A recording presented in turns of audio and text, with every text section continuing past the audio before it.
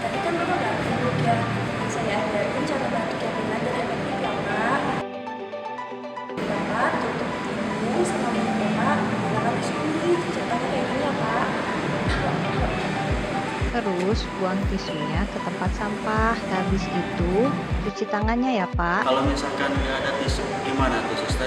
Bapak bisa gunakan lengan baju bagian dalam seperti ini. Karena Bapak sering batuk, saya kasih masker untuk Bapak gunakan biar tidak menularkan kepada yang lain.